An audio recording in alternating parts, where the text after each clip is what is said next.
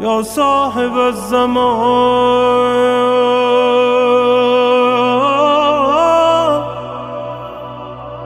یا بسم اللہ الرحمن الرحیم وبہ نستعین وہو خیر معین رب اشرح لی صدری ویسر لی امری واحلل عقدۃ من لسانی یفقہوا قولی. ناظرین کرام، السلام علیکم ورحمۃ اللہ وبرکاتہ. پروگرام حروف انتظار میں ہم آپ کا خیر مقدم کرتے ہیں. آج جس حرف انتظار کے بارے میں آپ سے باتیں کرنی ہے وہ ہے حرف شین. حرف شین سے جو لفظ ترکیب پاتا ہے وہ ہے شمس الطالعہ.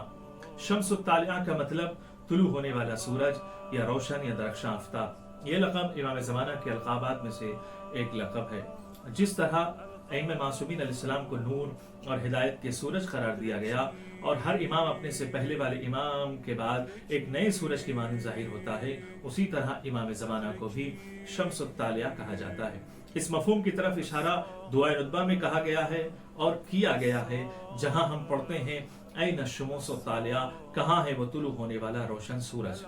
آئیے مومنین، ہم دیکھتے ہیں کہ امام علیہ الصلوۃ والسلام کو سورج کہا گیا اور سورج سے تعبیر دی گئی. آپ کے سامنے عرض یہ کر دوں کہ امام سورج کی طرح ہے، جس طرح سے امام رضا علیہ الصلوۃ والسلام کی حدیث میں آیا ہے کہ امام سورج کی طرح ہے. کس طرح سے سورج کی طرح ہے آپ کے سامنے واضح کر دوں کہ سورج جو ہے وہ باقی چیزوں کو منور کرتا ہے. جتنی بھی چیزیں دنیا میں اور زمین پر ہے وہ ہر چیز کو منور کرتا ہے.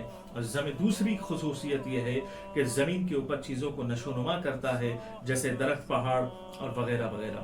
تیسری چیز یہ ہے کہ سورج کی بنا پر وقت تبدیل ہوتا ہے، نہ کہ چاند کی بنا پر. چوتھی چیز یہ کہ پورا نظام شمسی منحصر ہے سورج کے اوپر. اور پانچویں خصوصیت یہ ہے کہ جو روایتوں میں ہے کہ بحیث لا تنالها الایدی، کائنات کا کوئی انسان سورج تک نہیں پہنچ سکتا، سورج ہر انسان تک پہنچتا ہے. اور جو ہے چھٹی چیز یہ ہے کہ سورج کا دکھنا شرط نہیں ہے، ہونا شرط ہے. اسی طرح سے آپ کے سامنے عرض کر دوں کہ امام کو سورج کی طرح کہا گیا، امام کو سورج سے تعبیر کیا گیا. اب اس کے لیے بتائیے کہ امام کے لیے حدیثوں میں آیا ہے کہ لولا الحجہ لساقط الارض باہلھا، اگر حجت خدا زمین پر نہ ہو تو زمین جو ہے دھس جائے. اور دوسری خصوصیت یہ ہے کہ وقت کی گرفت جو ہے مولا کے ہاتھ میں ہے. اور ایک اور خصوصیت یہ ہے کہ کائنات کی ہر چیز گردش کرتی ہے کس کی طرف؟ امامت کی طرف. یعنی ہر چیز اگر سورج کی طرف گردش کرے تو سورج بھی امام کی طرف گردش کرتا ہے. پھر اس کے بعد آخری چیز یہ ہے کہ امام کی وجہ سے ہمیں ممتاز رزق ملتا ہے. اور آخری چیز یہ ہے جو میں آپ کے سامنے عرض کر دوں کہ جس طرح سے سورج جو ہے، سورج کا دکھنا شرط نہیں ہے، ہونا شرط ہے، اسی طرح سے امام کا دکھنا شرط نہیں، ہونا شرط ہے. اس لیے کہ آج امام پردے غیب میں ہے.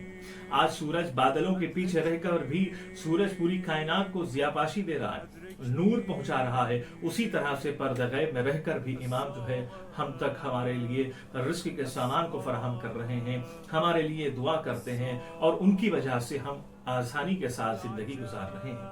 والسلام علیکم ورحمۃ اللہ وبرکاتہ.